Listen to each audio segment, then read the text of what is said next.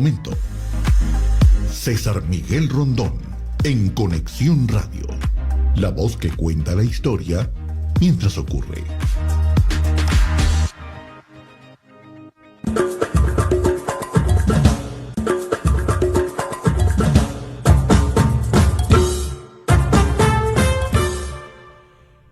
Muy buenos días. Son las 9 en punto de la mañana de este viernes 23 de mayo del año 2025 y en este momento usted está viendo En Conexión por TVV Network y escuchándolo por Éxito 107.1 FM en Miami por HD2. Hoy 23 de mayo es el día de San Juan Bautista de Rossi, San Crispín de Viterbo, los santos Lucio, Montano, Juliano, Victorico, Víctor y Donaciano, mártires en Cartago. Si nos asomamos al calendario astrológico de Enrico Mariani, para el día de hoy tenemos a la luna menguando en Aries, luna de rapidez, de energía, luna para plantearse retos.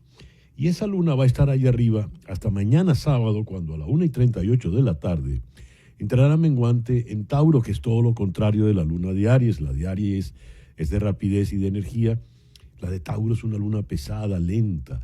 Y es lenta porque es la luna de la llenura y la abundancia, es la luna de la prosperidad. Y esa luna de prosperidad, de gordura, de abundancia va a estar todo el resto del fin de semana. Y el día lunes, que no estaremos con ustedes porque es Memorial Day, tendremos a la 1:21 la luna que entrará menguando en Géminis. Y a las 11:02 de la noche, la luna nueva que estará en Géminis. Pero resumiendo, por el día de hoy, luna menguante en Aries, sol en Géminis. Este viernes 23 de mayo del año 2025. El 25 de mayo del año 1813, Simón Bolívar entró proveniente de la Nueva Granada en territorio venezolano. Se le proclama libertador al llegar a Caracas. Esta era la campaña admirable.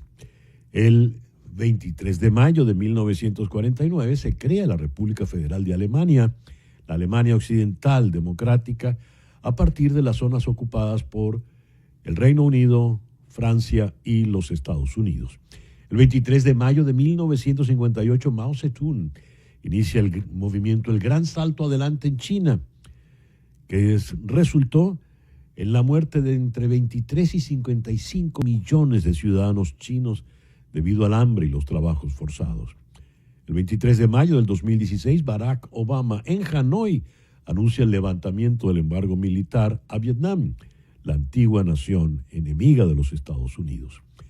El programa que te hemos preparado para el día de hoy lo vamos a iniciar en Buenos Aires con el politólogo venezolano Walter Molina Galdi. Con él vamos a evaluar la situación electoral cuando estamos prácticamente a horas de las elecciones del próximo domingo en Venezuela. Después, en Caracas, vamos a conversar con el abogado Joel García. Él es abogado especialista en derecho penal, es abogado de los presos políticos. Con él vamos a hacer el balance de la situación de los presos políticos, haciendo hincapié en el caso de Rafael Tudares, víctima por afiliación. Tudares es el yerno de Edmundo González Urrutia. Después iremos a Mebane, en Carolina del Norte, para conversar con el economista y analista político José González. Con él vamos a darle el vistazo al famoso Big Beautiful Bill, la ley de presupuesto que fue aprobada por apenas un voto de diferencia recién en el día de ayer. En Boston vamos a conversar con el abogado especialista en inmigración Julio Enríquez. Se ha denunciado que funcionarios de ICE se plantan en las puertas de los tribunales de inmigración y cuando salen los inmigrantes que han sido citados, por ejemplo, por un caso de asilo, les detienen a la salida. La legalidad de un proceder como este es lo que vamos a evaluar con Julio Enríquez. Nuestro foro de hoy: perder peso y deprimirse en el intento. ¿Cómo la manera de intentar perder peso puede conducirnos a una depresión? Lo vamos a tocar con Julia Cebrián Abad. Ella es psicoterapeuta especializada en trastornos de la conducta alimentaria. Ella está en Madrid. Y en Caracas está la nutricionista Ariana Araujo Tobar, la creadora del método Coma. Ella tiene máster en psicología. Después vamos a conversar con el periodista Boris Muñoz, editor de Boom, y quien fuera editor del The New York Times en español, en la página de opinión. Con él vamos a tocar la ofensiva de la administración Trump contra Harvard University y la última medida prohibiéndole que tenga estudiantes extranjeros. Y cerraremos aquí en Miami con Heriberto Jiménez, el director artístico del Cuban Classical Ballet of Miami, que se preparan para darnos nada menos que un montaje de El Quijote, la suite El Quijote aquí en Miami. Ese pues el programa que te hemos preparado para el día de hoy. Y ahora a las 9:06 de la mañana, toma nota de este número telefónico, 305-468-0044. 305-468-0044. Ese es el teléfono de María Trina Burgos. María Trina Burgos es una abogada venezolana que tiene más de 25 años de experiencia trabajando temas migratorios en los Estados Unidos. Como abogada está licenciada para trabajar tanto en los 50 estados de la Unión como en Puerto Rico.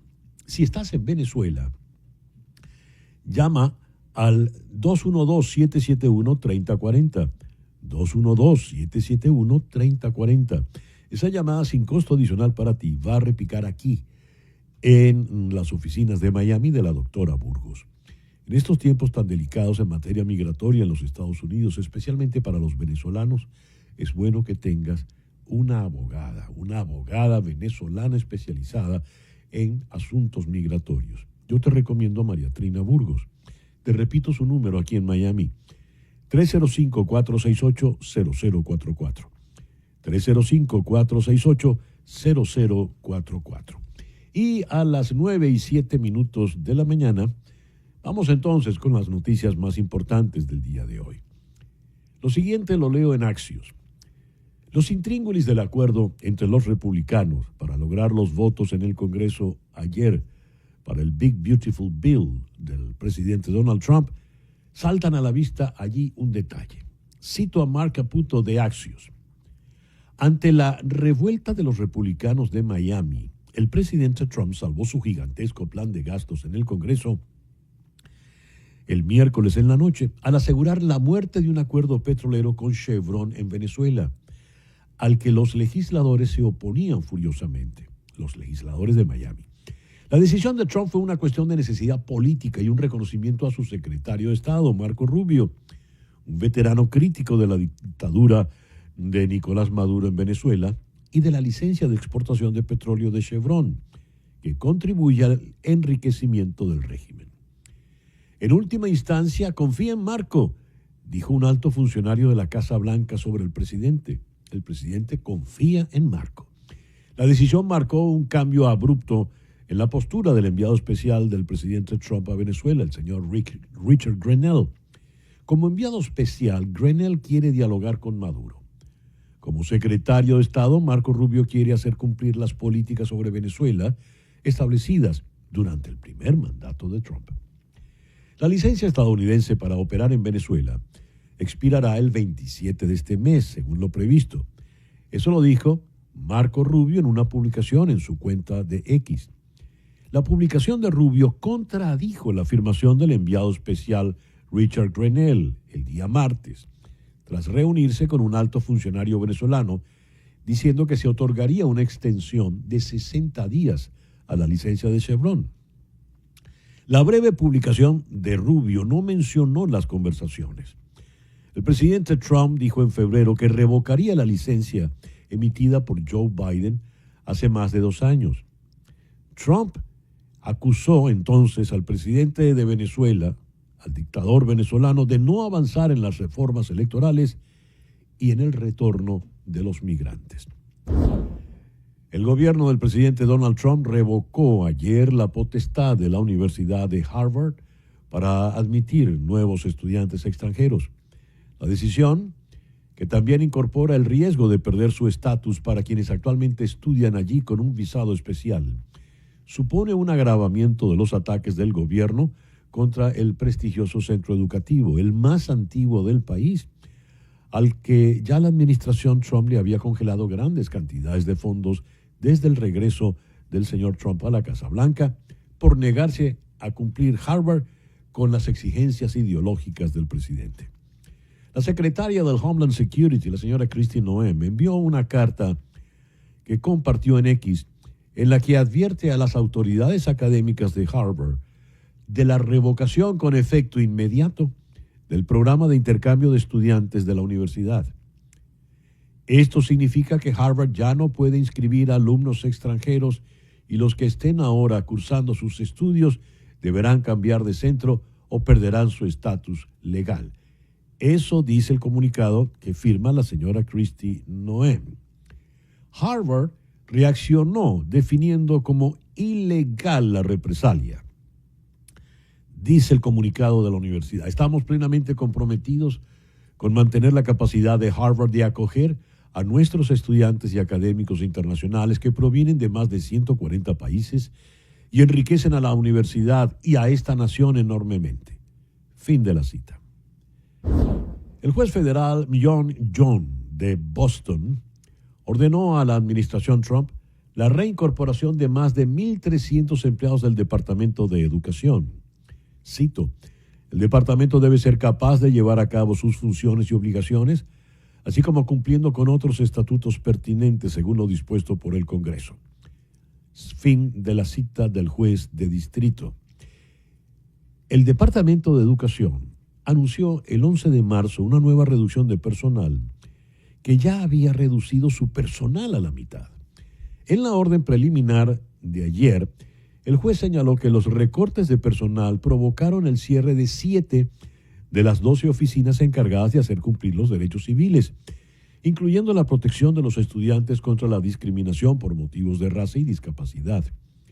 Todo el equipo que supervisa la solicitud gratuita de ayuda federal para estudiantes, FAFSA, por sus siglas en inglés, también fue eliminado, según declaró el juez. El hombre acusado de disparar fatalmente a los 2 empleados de la Embajada de Israel frente al Museo Judío en Washington el pasado miércoles en la noche fue acusado de 2 cargos de asesinato en primer grado, según informa Saren Habeshian de Axios. Elías Rodríguez, de 31 años, también enfrenta cargos federales que incluyen asesinato de funcionarios extranjeros, causar la muerte de una persona mediante el uso de un arma de fuego y disparar un arma de fuego durante un delito. Los asesinatos de Yaron Lishinsky y Sarah Milgrim, una pareja que iba a comprometerse, se investigan como un delito de odio y un delito de terrorismo, según declaró ayer la fiscal federal interina Jeanine Pirro. El candidato independiente venezolano Julio César Pineda, candidato a la gobernación del estado Guayana Esequiba, señaló ayer que la elección de autoridades en el Esequibo en los comicios del domingo es un acto metafórico, ya que dijo que no habrá ocupación real del territorio de 160,000 kilómetros cuadrados que Venezuela le disputa a Guyana. Todo eso es metafórico, lo del Esequibo. Ahí no vamos a ocupar territorio, ahí no vamos a tener gobernación física, no vamos a tener palacio de gobierno, es una manifestación de nacionalidad. Eso dijo en rueda de prensa Pineda, donde anunció además su declinación como candidato a la gobernación de esta zona, pero sostuvo que mantiene su postulación al Parlamento. También dijo que es necesario fortalecer la embajada de Venezuela en Guyana y enviar expertos y especialistas que puedan trabajar en la relación diplomática. Funcionarios de la Administración Nacional Oceánica y Atmosférica anunciaron su pronóstico de tormentas tropicales y huracanes para este año, aquí en los Estados Unidos. El pronóstico actual predice un 60% de probabilidad de una temporada de huracanes superior a lo normal, con entre 13 y 19 tormentas con nombre. Se espera que de 6 a 10 de ellas se fortalezcan y se conviertan en huracanes, y de 3 a 5 podrían convertirse en huracanes mayores, según los meteorólogos. Estimaron que hay un 30% de probabilidad de una temporada casi normal y un 10% de probabilidad de una temporada inferior a lo normal.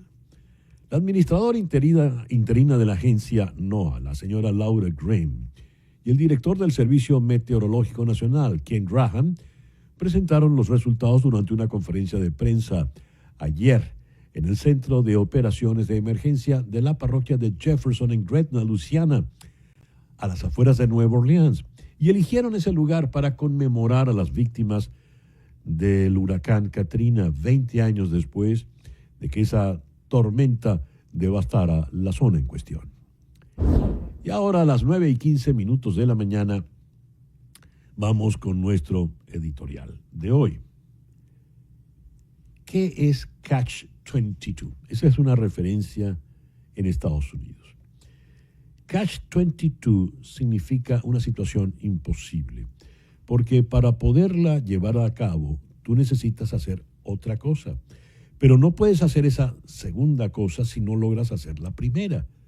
Y para hacer la primera tienes que hacer la segunda. Allí está la trampa. Allí está el enredo. El Catch-22 que te plantea algo imposible. No es exactamente una trampa 22, pero quizás sea una trampa 44, la que se está planteando en Venezuela para este próximo domingo. A ver. El pasado 28 de julio se convocaron elecciones presidenciales. Con el apoyo irrestricto militante de María Corina Machado, Edmundo González Urrutia se enfrentó a Nicolás Maduro y le ganó de manera abrumadora, apabullante. Se había dicho, vamos a ganar y vamos a cobrar. El cobro ante el recrudecimiento represivo de la dictadura venezolana ha sido imposible. La señora Machado está en la clandestinidad y el señor González Urrutia está en el exilio. Se convocan elecciones para este próximo domingo 25. Elecciones regionales. Se elegirán gobernadores, se elegirán diputados. Los seguidores de la señora Machado dicen que no van a participar en estas elecciones porque tienen que reconocerse primero las elecciones del 28 de julio. Más en rigor no son prelativas. ¿Por qué? Pues porque aquellas eran elecciones presidenciales y estas son regionales. Pero claro, el alegato vale si usted dice, pero es que es el mismo Consejo Nacional Electoral. Es el mismo Consejo Nacional Electoral que no reconoció el triunfo de González Urrutia e hizo fraude declarando presidente ganador a Nicolás Maduro. Además, todavía a estas alturas no han presentado las actas. Ni siquiera hay página web. ¿Cómo voy a ir a elecciones en estas circunstancias? Pero hay sectores de la oposición venezolana que dicen que hay que concurrir a esas elecciones, porque son algo distinto, porque hay espacios que mantener. Una oyente, por ejemplo, nos decía, yo vivo en el Latillo, Caracas, y yo quiero tener allí al alcalde que ha hecho un buen trabajo. Yo no quiero que allí entre un alcalde chavista que vaya a robar, por ejemplo.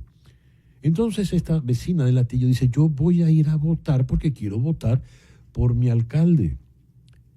Esa es una circunstancia que puede ser vista como rebelde desde el punto de vista de la otra postura opositora. De manera tal de que entramos en un terreno pantanoso, confuso, un terreno donde todo está empañado. Porque tienen razón los que reclaman la poca claridad y la honestidad y la idoneidad del Consejo Nacional Electoral. Porque tienen razón, Edmundo González Urrutia ganó abrumadoramente esas elecciones y es el presidente real de Venezuela, pero está en el exilio. Y tiene razón también la vecina de Latillo, que quiere ir a votar para defender ese alcalde que es el que le conviene a ella como vecina de ese municipio.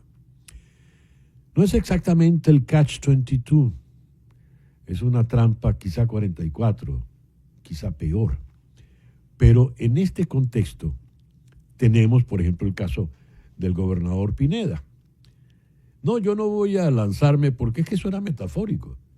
¿Y por qué no lo dijo Pineda desde un primer momento?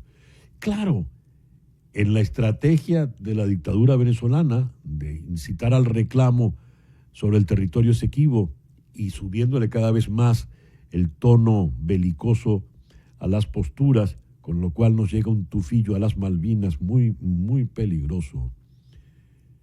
Se va a elegir un gobernador en un territorio inexistente. No es Narnia, pero la Guayana Esequiba bastante que se le parece. Pues bien, el domingo tendremos un día donde es muy probable que las calles estén vacías. Es muy probable que nadie vaya a votar. Es la convocatoria de María Corina Machado a sus seguidores. Y dicen, es también el interés de Nicolás Maduro de que nadie vaya a votar para que ganen los de él. Es raro esto, ¿verdad? Muy, muy raro. Hacemos una pequeña pausa y ya regresamos con nuestra primera entrevista del día de hoy. El politólogo venezolano Walter Molina Galdi, precisamente a propósito de lo que puede ocurrir o no ocurrir el próximo domingo en Venezuela. Ya regresamos en Conexión.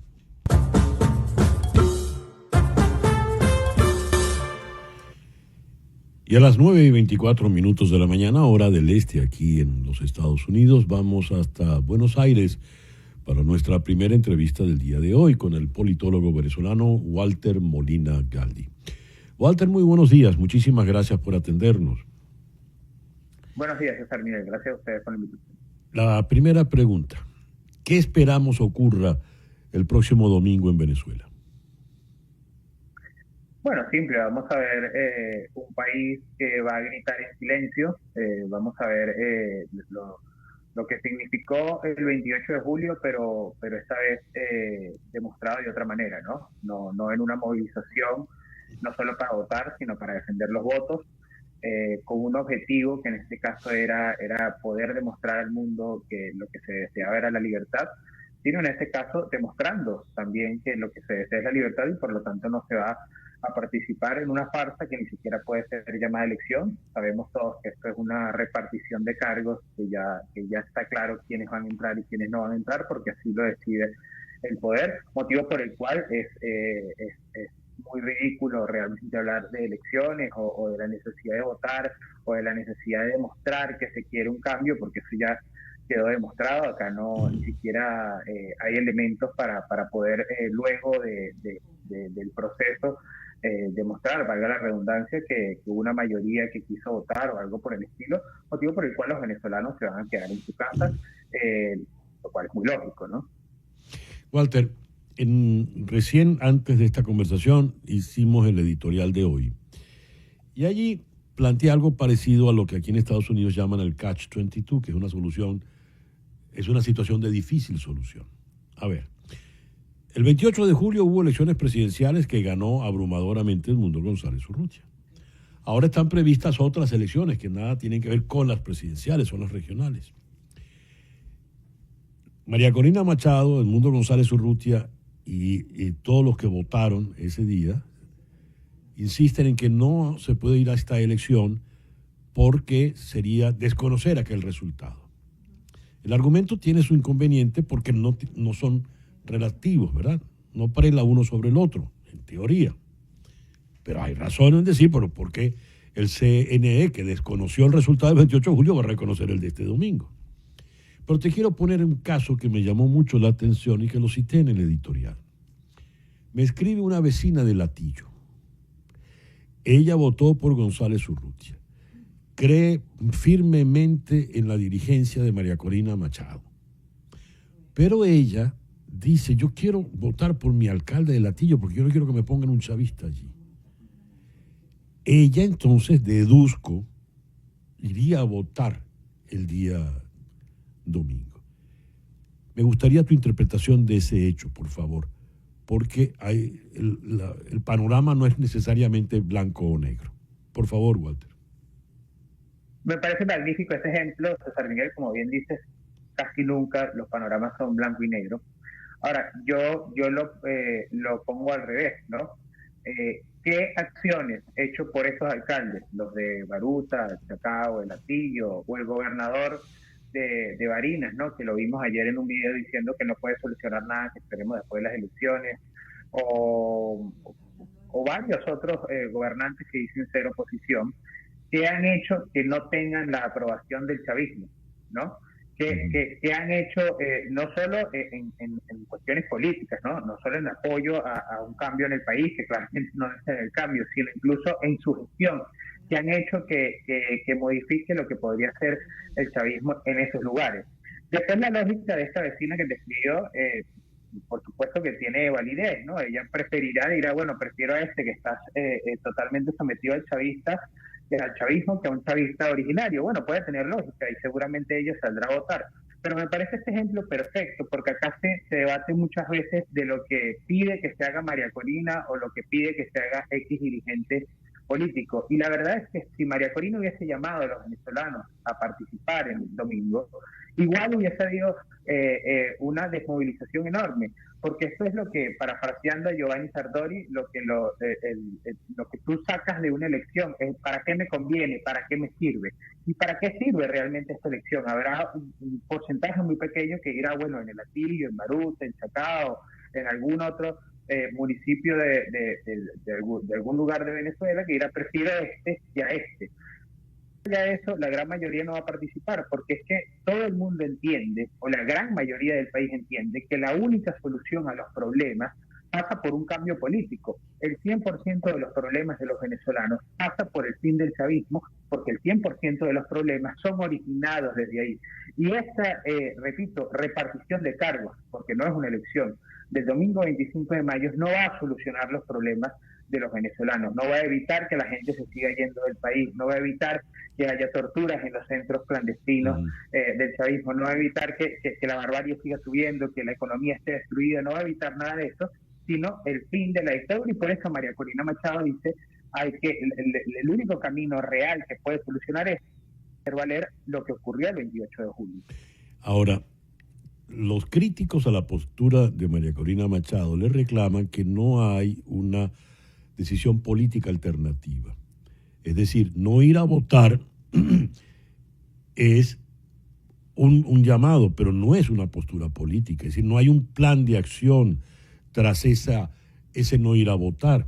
En definitiva, ir a votar o no ir a votar, tal como lo acabas de plantear, no va a sacar de ninguna manera a Nicolás Maduro del Palacio de Miraflores, que es la meta ulterior, evidentemente, porque como bien lo dijiste, los males de Venezuela comienzan y terminan en ese individuo. Entonces, políticamente hablando, ¿en qué se traduce el no ir a votar el día domingo? Entiendo perfectamente por qué no ir a votar el día domingo, pero políticamente, ¿cuál sería el rédito que tendríamos? No, el no ir a votar el domingo, el demostrar las calles vacías en Venezuela, que es lo que va a ocurrir, es enviar otro mensaje, ¿no? El mismo mensaje que se envió el 28 de julio, pero esta vez no con una movilización para defender el voto, que fue lo que ocurrió, sino para dejar las calles vacías. Ahora, concuerdo totalmente con esto que preguntas. De hecho, en uno de los últimos videos que sacó María Corina Machado en sus redes sociales, yo dije que el llamado a no votar ya estaba claro. Yo creo que los venezolanos, en su gran mayoría, lo van a acatar, reitero, no precisamente porque lo diga María Corina Machado, sino porque no ven en esta elección o en este proceso no electoral de domingo un beneficio para ellos. Ahora, el próximo llamado tiene que ser precisamente a una acción, porque yo sí creo que se están dando cosas internacionalmente que están dejando en una situación compleja al régimen de Nicolás Maduro. Pero los pasos finales para poder lograr una transición tienen que ocurrir dentro del país, y yo creo que ahí es donde María Corina Machado, ya una vez transcurrido esta farsa del domingo, tiene que llamar a una acción dentro del país, y porque tenemos que tener en cuenta que lo que sigue a partir de ahora, que es lo que sí le importa al chavismo, no esto del domingo, porque reitero, ya está claro, ya tienen los cargos repartidos, lo que sigue es la modificación de la Constitución para terminar de demoler la República y avanzar hacia un totalitarismo disfrazado de comunal. Y yo creo que ahí tiene que haber un punto de convergencia sobre el cual seguir esta lucha para, reitero, así poder terminar, no solo ponerles un parado a este intento de avance totalitario, sino para poder abrir hacia una transición democrática, que fue lo que decidimos el 70% de los votantes el 28 de julio. Una última pregunta, Walter. En un evento en Madrid, En una participación en video, María Corina Machado habló de una alianza entre el gobierno de Estados Unidos y las fuerzas democráticas de Venezuela para la recuperación de la democracia. ¿De qué estaba hablando María Corina Machado? ¿Tienes idea? Bueno, yo creo que está claro esto último que ha ocurrido. Creo que hay una gran parte del gobierno de los Estados Unidos, fundamentalmente liderado por Marco Rubio en este caso, que entiende la necesidad de ponerle fin al chavismo, no solo para ayudar a los venezolanos, sino también, por supuesto, para ayudar a la región, ¿no? Con todo lo que ello implica, ponerle fin a un régimen que es la puerta de entrada de Irán, de Corea del Norte, de grupos como Hezbollah, como Hamas, como la FARC, como el ELN, también por lo que significa la migración venezolana, y estamos viendo todo lo que está ocurriendo precisamente en los Estados Unidos, y para que Venezuela sea, esto lo repite siempre María Corina Machado, pase de ser un régimen tiránico que es un poco de problema para los venezolanos y para la región, y pasa a ser lo que siempre debió ser, que es un lugar donde se puede aprovechar su energía, sus recursos naturales, las valiosísimas personas venezolanas. Y yo creo que ahí hay pasos importantes de parte de los Estados Unidos, comenzando por una presión internacional, que es quitarle las licencias al régimen de Nicolás Maduro, porque esto solo beneficia al régimen de Nicolás Maduro, y también cercar todo lo que es el ingreso de dineros ilícitos. Un sistema como el chavista comienza a colapsar cuando hay movimientos internos, y esto debe seguir ocurriendo en el país. Ocurrió el 28 de julio, ocurrió luego y tiene que seguir ocurriendo, y también cuando el dinero que ingresa empieza a mermar, porque entonces el grupo a los que ellos, o el grupo que es fiel a este régimen, empieza a preguntarse: si ya no tengo dinero, si además me están persiguiendo judicialmente, si además me están cercando internacionalmente, y si además tengo a todo un país que me aborrece, ¿cuáles son mis beneficios de seguir siendo parte de este régimen o de seguir sosteniendo esta estructura? Walter, muchas gracias por estos minutos en el programa de hoy. Gracias a ustedes, César. Un abrazo. Walter Molina Galdi, politólogo venezolano desde Buenos Aires. De nuestras redes, he aquí esta reseña de Cónclave.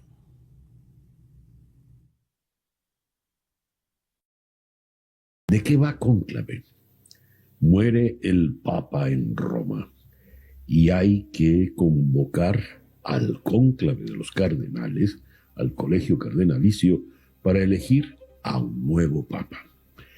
El decano del colegio cardenalicio es el que va a organizar y conducir todo el proceso de la elección. Entran todos al sitio donde están prácticamente aislados del mundo, nadie puede intervenir, y es cuando empiezan a aflorar todas las rencillas, todas las ambiciones de este candidato contra el otro candidato, este cardenal contra tal otro cardenal. Y estos cardenales, estos príncipes de la Iglesia, no están exentos de padecer, ni mucho menos, todos los vicios que van de la ambición para poder coronar. Se hacen trampas, zancadillas, hay de todo. Pues bien, la película nos narra eso, todo el intríngulis para elegir a un papa.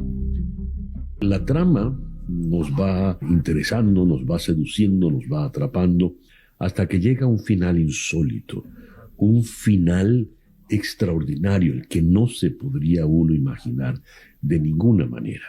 De las mejores películas que uno puede ver en estos tiempos está esta, Cónclave. Yo la recomiendo ampliamente. Cónclave, en tiempos de cambio papal, vino ideal, ¿no? Al pelo, como decimos. Eso y el libro de Javier Cercas, El loco de Dios en el fin del mundo. Decía Walter Molina en nuestra entrevista que las elecciones no iban a solucionar, por ejemplo, el problema de los presos políticos. Continúa la represión, continúan las desapariciones forzadas. Hagamos un balance de lo que está ocurriendo. Tenemos el caso de Rafael Tudares, el yerno de Edmundo González Urrutia, que está preso sencillamente por esa afiliación, por ser el yerno. En Caracas está el abogado Joel García. Joel, muy buenos días, muchas gracias por atendernos. ¿Cuál es la situación de Tudares a la fecha de hoy, Joel? Buenos días, César. Un gusto estar contigo nuevamente. Rafael Tudares, al igual que la gran cantidad de presos políticos, sobre todo aquellos que tienen una afiliación política con algún partido en específico, es de total incertidumbre. Veamos a la esposa de Rafael Tudares cómo ha emitido comunicados, porque hasta la fecha de hoy, a pesar de que fue detenido en el mes de enero del presente año, no ha tenido un contacto físico con él, no ha sabido nada de él, es decir, cuáles son sus condiciones de reclusión, cuáles son sus condiciones en cuanto a la integridad, no se sabe. Y la defensa pública que tiene, entre comillas defensa, hasta ahora no la ha sabido informar absolutamente nada, cuando es deber de la defensa pública darle todos los detalles sobre las condiciones y situación jurídica de Rafael Tudares. ¿Y qué tenemos, con Rafael Tudares, que es que me han hecho aquí una seña que me descontroló? Disculpen, por favor. ¿Qué tenemos en el caso de los demás presos políticos, Joel? Mire, como un patrón común a todos es que estas personas están incomunicadas. Estas personas no han podido visitarlos, sus familiares, es decir, sus condiciones en que se encuentran se ignoran. Además de que, bueno, el debido proceso, el proceso, entre comillas, porque esto no es un proceso. Los procesos tienen una forma de comenzarse y una forma de terminarse. En este caso, ninguno de esos procesos saben cuándo van a terminar. Como lo hemos hablado otras veces, están presos hasta que el carcelero, quien los llevó a estar preso allí, les dé la gana de tenerlo. En el caso de Tudares, bueno, se atribuye una responsabilidad como que si la responsabilidad penal fuera hereditaria o se transmitiera por vínculos consanguíneos o afines. ¿Hay otros casos parecidos al de Tudares en este momento? Totalmente, César. En el caso de Roland Carreño está incomunicado, Luis Omasa, Viallo Pirelli, Américo de Gracia, por decirte algunos de tantos de los que están en esa misma situación de incomunicación y que no se sabe a ciencia cierta su estado de salud. Y, a ver, el hecho electoral, porque eso era un punto de lo que conversaba con Molina Galdi, el hecho electoral ha modificado en alguna medida la situación de los presos políticos. ¿Ha habido alguna relajación por parte del régimen en el caso de los presos políticos o no? Para nada. Yo lo que he visto es que han colocado de candidatos a algunos presos políticos, ¿no? Aprovechándose esa situación que cualquiera, para salir, pues si sale electo como diputado pudieran salir, pero eso es entre comillas porque tenemos casos en las elecciones de 2016. Me acuerdo que habían varios que se postularon a diputados y no le dieron la libertad. Para nada ha variado ellos, más bien son utilizados, ¿verdad?, como rehenes. Y además que no he escuchado absolutamente que pretenden liberar presos por esta situación. Los que están utilizándolos, lamentablemente, les respeto sus decisiones de participar en esta, entre comillas, elecciones que se vota y no se elige. Entonces, bueno, les respeto, pero no se ha visto nada, ni se ha escuchado nada con relación a libertad de presos políticos. ¿Y qué va a ocurrir entonces con todos ellos al día siguiente, el lunes 26? Yo creo que nada, yo creo que todo va a ser igual, César. Nada va a cambiar, todo va a seguir completamente igual. Se había hablado, los amigos del Foro Penal hablaban de una puerta giratoria, por la cual salía un preso, pero entraban no sé cuántos más. En este momento, ¿de cuántos presos políticos estamos hablando en el país? Y te hago la referencia a la puerta giratoria por la salida reciente de este señor Joseph St. Clair, el americano, que dicen fue parte de una negociación con el gobierno de Estados Unidos.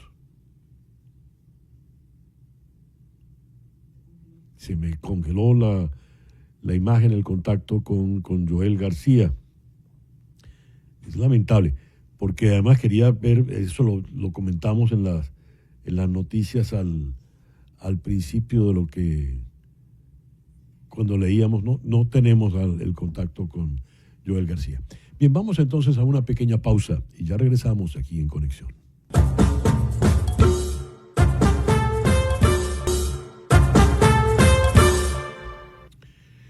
Son las 9:45 de la mañana aquí en Conexión. Por un voto de diferencia, 215 a 214, se logró aprobar el Big Beautiful Bill, tal como lo bautizó el presidente Donald Trump, a su ley de presupuesto. Discutieron toda una noche y apenas a las 7 de la mañana del día siguiente, ayer apenas, se aprueba la ley. Mike Johnson, el presidente de la Cámara, dice esta ley va a representar gasolina para el cohete de la economía venezolana. Sin embargo, otros críticos dicen, en realidad le estamos poniendo no es gasolina al cohete, sino carbón a los motores del Titanic, que va enfiladísimo a toda velocidad contra el iceberg. Con esta ley se le quitan impuestos a los ricos y se le quita comida y seguros médicos a los pobres, dicen los críticos. Sin embargo, ¿en qué consiste esta ley? ¿Por qué es tan dramática? ¿Por qué costó tanto aprobarla? Abordemos todo esto con el economista y analista político José González en Mi Bain, Carolina del Norte. José, muy buenos días. Muchísimas gracias por atendernos. Buen día, César Miguel, un placer siempre estar con ustedes. ¿Cómo definirías tú el Big Beautiful Bill? ¿Por qué es tan trascendental y tan polémico? Insólito además que la ley se llama The Big Beautiful Bill Act, o sea, tiene el nombre que le ha dado el presidente. Es una ley compleja y complicada porque hay que recordar, en estos más de 100 días que ha gobernado el presidente Trump, está gobernando por órdenes ejecutivas, por proclamas y por memorandos. ¿Por qué no está legislando? ¿Qué es lo que hacen todos los presidentes norteamericanos? ¿Cómo se mide el éxito de una presidencia en los Estados Unidos? Por dos cosas: la capacidad de legislar en la primera mitad de su mandato y las elecciones de medio término y los resultados. ¿Por qué el presidente no está legislando? Por lo que acabas de describir. No ha tenido mayoría, un solo voto para aprobar la ley de presupuesto, y las expectativas son de que en el Senado, donde los republicanos solo tienen 3 votos, no tengan una mayoría contundente para pasar la ley. ¿Y por qué es controversial? Porque repite el escenario de la primera administración de Trump. El centro de la ley es el recorte de impuestos por $4 trillones que quiere hacer permanente, de prolongar por 10 años más, depende de la discusión en el Senado, y que cuando retorne a la Cámara de Representantes con las observaciones del presidente la apruebe o no, esos beneficios fiscales para las corporaciones y los sectores de mayor ingreso que se vencen el próximo año porque solo iban a tener 10 años. Y el problema de la primera ley de presupuesto de Trump, la reforma fiscal de Trump, es que era una reforma fiscal no financiada. Recortan el ingreso pero no el gasto. Y entramos en una situación de déficit que esta administración culpa a la administración Biden, pero que viene de la administración Trump, incluso de antes. El último superávit fiscal que vimos fue durante la segunda administración Clinton. Ahora, ¿qué dice el presidente antes de cuando va al Congreso hace 48 horas, 3 días, a decir se va a tocar Medicaid con una grosería en el medio? Y sin embargo, sí se modifica Medicaid. No se recorta, pero se ponen condiciones que hacen que sea más difícil que las personas accedan a Medicaid. Se modifica Obamacare. Se reduce los presupuestos de Clean Energy, se reducen o se hace más difícil los food stamps, los vales de dinero, los tickets. Sí. Se incrementa el gasto en seguridad nacional e inmigración, se reducen en educación y se incrementa el techo de la deuda. Esto es, para cualquier efecto práctico, un presupuesto deficitario. El presupuesto siempre cuadra en el papel. En la práctica termina siendo deficitario, si no tendríamos ese déficit del 7% que tenemos y que sigue creciendo. El mayor ítem de gasto anual en los Estados Unidos, los intereses de la deuda nacional. El segundo, defensa, que la acaba de subir este presupuesto, la propuesta lo está subiendo. El tercero, Medicare, que lo está recortando. Pero ¿por qué se plantea un presupuesto que ni siquiera en el papel cuadra? ¿Por qué, José? Si como acaba de decir, por lo menos en el papel, aquí va, que después la realidad nos diga que el papel estaba equivocado, es otra cosa, pero aquí por lo que nos dices, ya desde el papel hay problemas. ¿Por qué entonces el empeño del presidente? Porque es un Big Beautiful Bill, es decir, es una ley grande y hermosa, es decir, el nombre es insólito, como se dice en Venezuela, ¿verdad? Lo que está sucediendo en Harvard es absolutamente insólito, ¿no? No solo que se prohíba a Harvard admitir estudiantes extranjeros, sino que tiene que echar a todos los que están en Estados Unidos. Es cierto que el privilegio de conceder visas pertenece al Estado y las universidades lo solicitan. Pero es insólito, ¿sí?, que haya que echar en Harvard, además. Es insólito que Richard Grenell, el encargado de Venezuela y quien maneja los rehenes, los detenidos americanos, diga una cosa en relación a la licencia Chevron y el secretario de Estado diga otra. Muy de la administración Trump, este voluntarismo presidencial que rige todas las dinámicas sobre las que se manejan. De ahí que esta ley del presupuesto sea, de nuevo, controversial, además porque está favoreciendo a los que más tienen y está afectando a los que menos tienen, que sucede que es la base social en última instancia de la MAGA. Y hablando de cuestiones insólitas, esta mañana el presidente anuncia tarifas a la Unión Europea del 50% y del 25% a Apple. ¿Cómo es que se ponen tarifas a una corporación norteamericana en Norteamérica? ¿Me dejo entender? Hablando de cosas inusuales. Si este presupuesto, veremos cómo viene la discusión en el Senado, pero no es la mejor. Y sin embargo es el gran test de la administración Trump, porque está enfocado mucho en los temas fiscales en beneficio de los sectores corporativos y de los mayores ingresos. Ahora, esto ocurre cuando tienes el riesgo inflacionario terrible por el tema de los aranceles y cuando todos, hasta Moody's, te ha bajado tu nivel crediticio en la deuda. ¿No es un contrasentido, José? Pregunto. Absoluto. Acaba de declarar el presidente de la Reserva Federal de Chicago a CNBC que hubo una reunión en Chicago ayer de la Reserva Federal con los empresarios más importantes, más grandes en el Midwest, se llama, el medio occidente, la mitad del país, y que hay una incapacidad de los empresarios en presupuestar los ítems grandes porque hay mucha incertidumbre.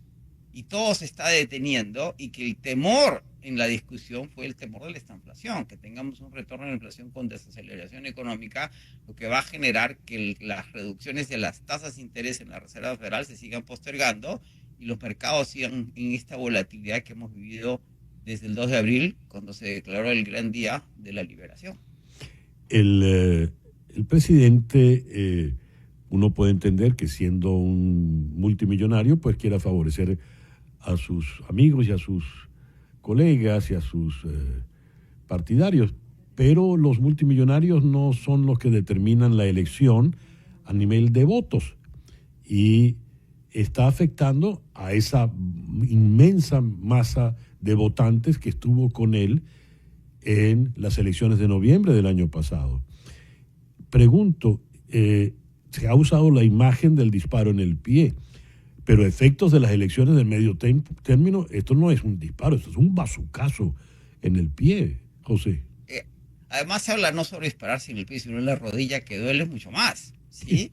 Y en el camino el presidente organiza anoche una super fiesta con los inversores de su criptoactivo.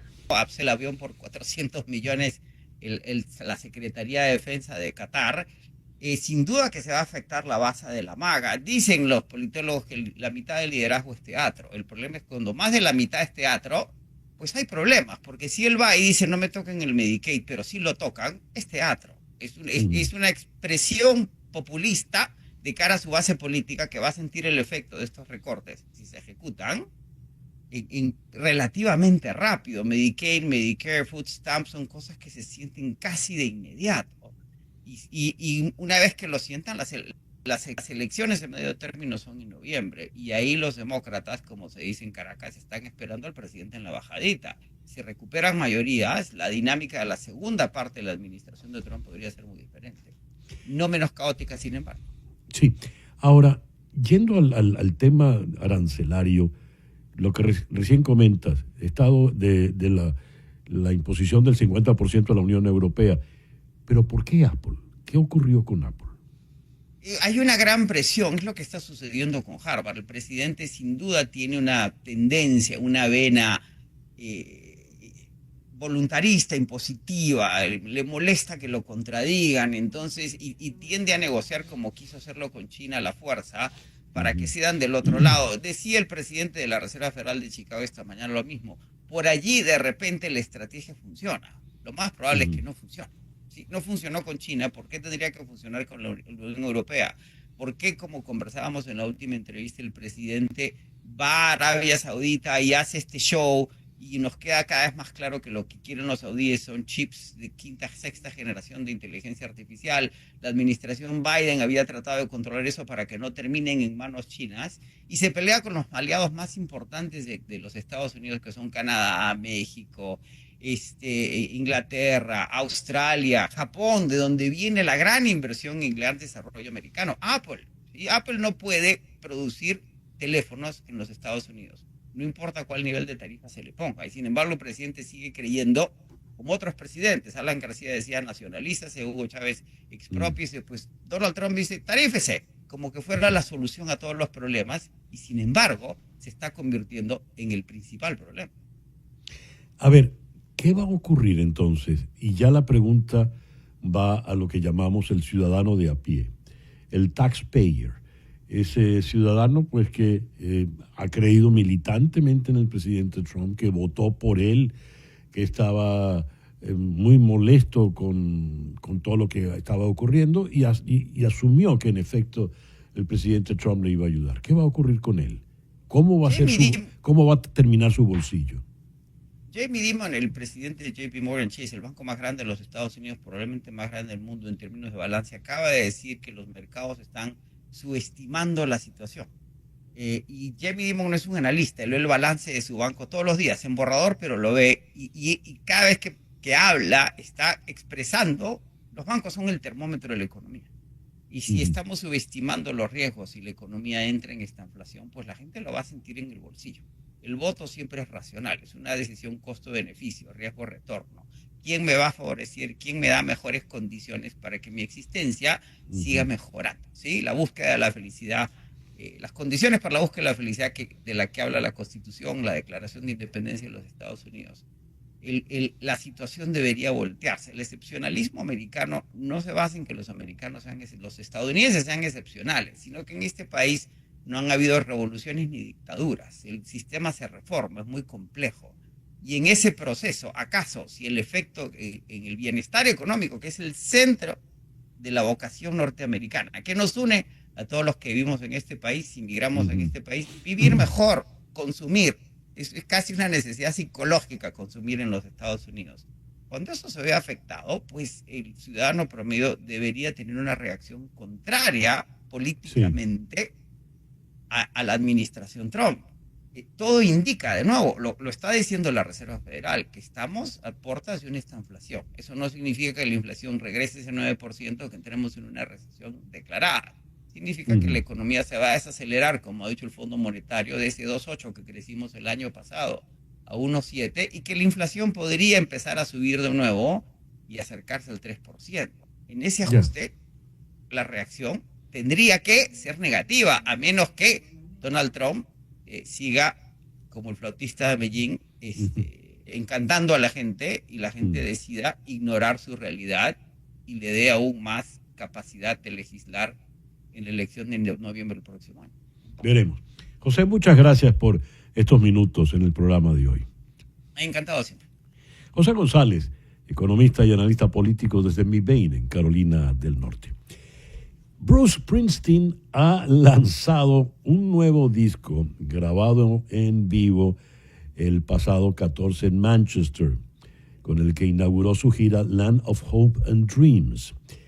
Y esa es la gira donde atacó muy fuertemente a Donald Trump, advirtiendo los peligros del autoritarismo. Decía Bruce Springsteen, Estados Unidos está en manos de una administración corrupta, incompetente y traidora. Y el señor Trump montó en cólera pues, contra el rockero, a quien se le llama The Boss.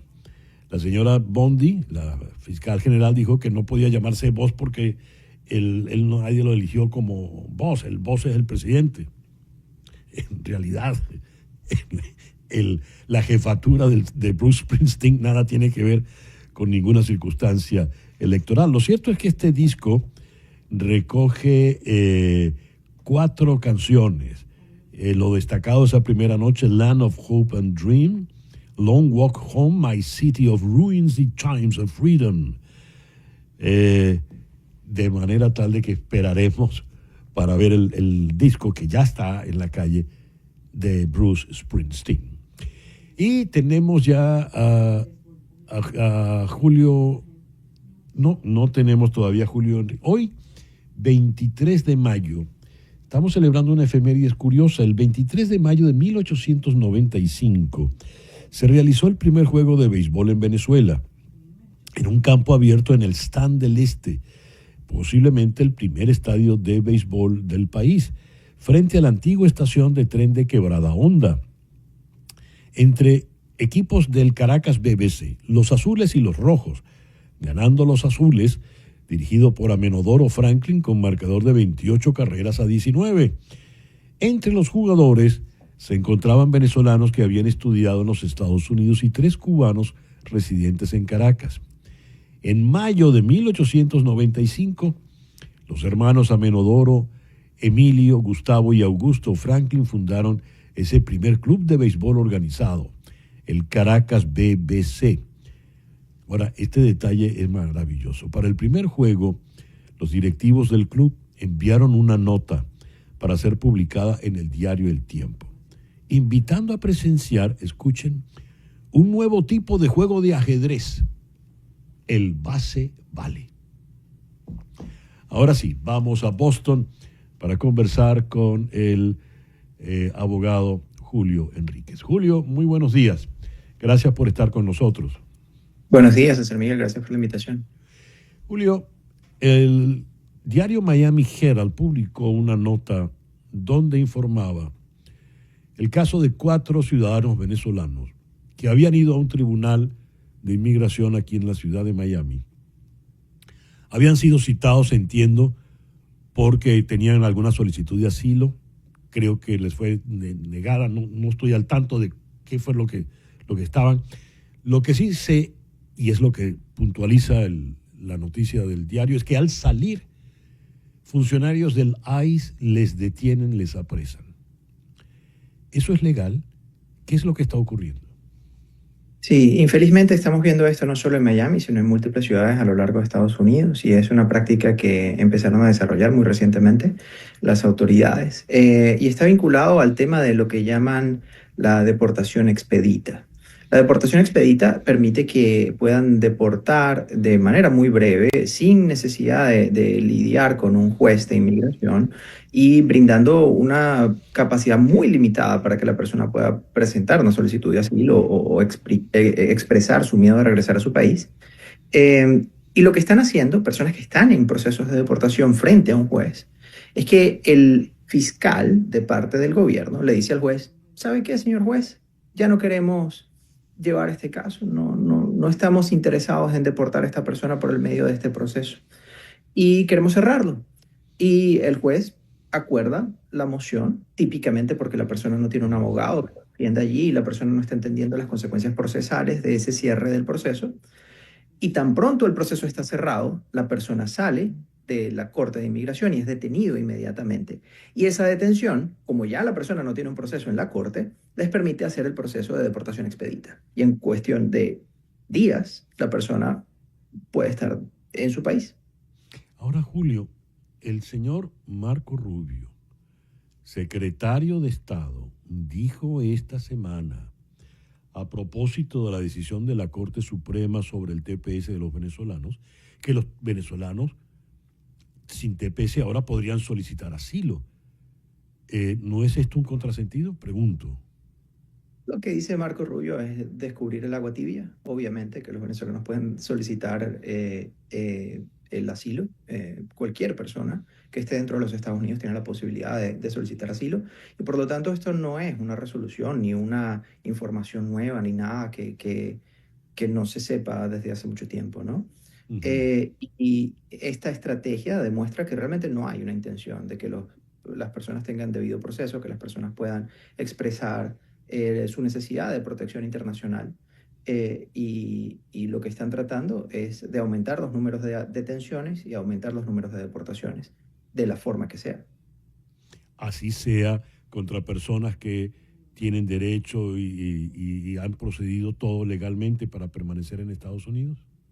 En efecto, hay un número importante de personas que fueron detenidas con este método que estamos describiendo, que entraron legalmente a Estados Unidos, que entraron con parol, que entraron con CBP-1 en la frontera, y que están acá legalmente o estaban legalmente acá. Y cuando les cierran el proceso de deportación, los dejan en el aire. Y al estar en el aire, es más sencillo para ellos detenerlos y ponerlos en deportación expedita. Este documento que estamos viendo en la pantalla en este momento, ¿qué puedo hacer? ¿Qué derechos tengo si me agarra el funcionario de ICE? Es muy importante expresar de manera sin ningún tipo de ambigüedad que la persona tiene miedo de regresar a su país, porque ellos no le van a preguntar. Típicamente, en el pasado existía este protocolo en el cual el oficial tenía, antes de deportar a alguien, que preguntarle si usted tiene miedo de regresar a su país. Ya no lo hacen, ya no preguntan esto. Por lo tanto, la persona tiene que expresarlo, tiene que decir, yo tengo miedo de regresar a mi país, tantas veces como lo pueda decir, con tantos oficiales con los que lidie, porque muchos nos van a ignorar incluso. Entonces, esto es una forma de interrumpir el proceso de la deportación expedita, porque la persona que está en proceso de deportación expedita y expresa claramente que tiene miedo de regresar al país, debe ser puesto en un proceso paralelo, que es el que llaman la entrevista de miedo creíble. Y esa entrevista de miedo creíble les va a permitir de pronto solicitar alguna protección, comprar algo de tiempo y tal vez poder conseguir representación legal. Ahora, en este momento, porque estamos hablando de una detención en la calle, ¿verdad? Los funcionarios de ICE andan con la cara descubierta y perfecto, y se identifican, no es como ocurrió con aquella estudiante en Boston. Pero, ¿en qué momento yo puedo llamar a un abogado? ¿En qué momento tengo yo opción de demostrar, mire, yo tengo aquí este papel o X? Pareciera una situación de redada en un callejón de Caracas, ¿no? Felizmente, cada vez que uno empieza a escuchar las historias de las personas que han sido detenidas, se empieza a parecer cada vez más a detenciones arbitrarias. Infelizmente, la narrativa que se está escuchando, que no viene de los medios, que no viene directamente de las personas que han sido detenidas, hay una disminución clarísima de los derechos de las personas detenidas. ¿Y qué sugieres como abogado al que nos esté viendo en este momento y tenga ese temor? Porque tú decías miedo creíble a regresar a mi país. No, ya hay miedo creíble a estar en las calles de este país por esta situación. Hubo un juego de béisbol del Día de la Herencia Venezolana y la concurrencia bajó a la mitad aquí en Miami, y se dice que era precisamente solo por temor al ICE.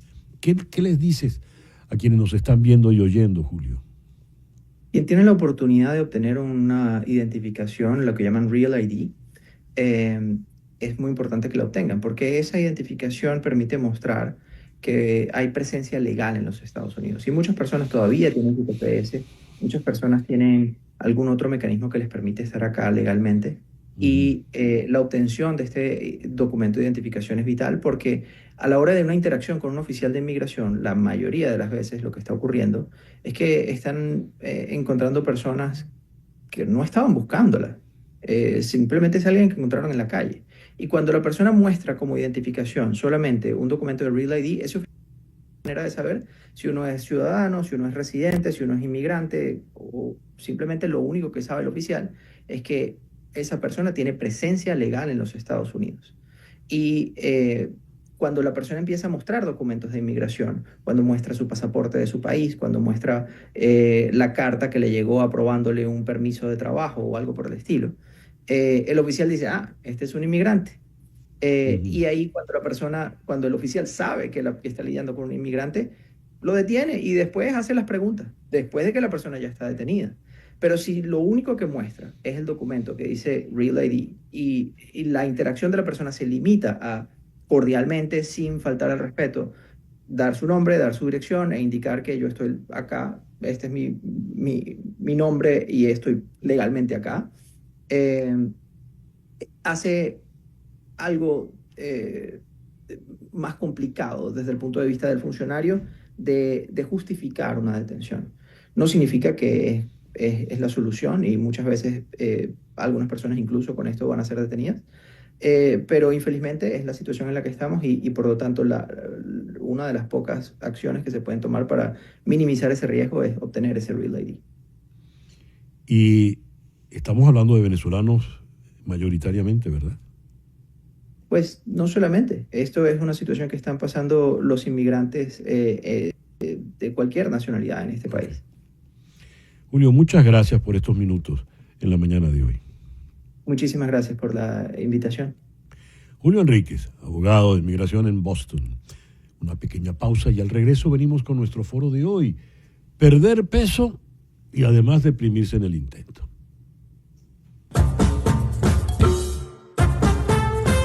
Que cuenta la historia mientras ocurre está en Conexión. 10 y 14 minutos de la mañana, hora del este, aquí en los Estados Unidos. Perder peso puede generar depresión en algunas personas, ya sea por las restricciones alimentarias, la falta de energía o la frustración por los resultados.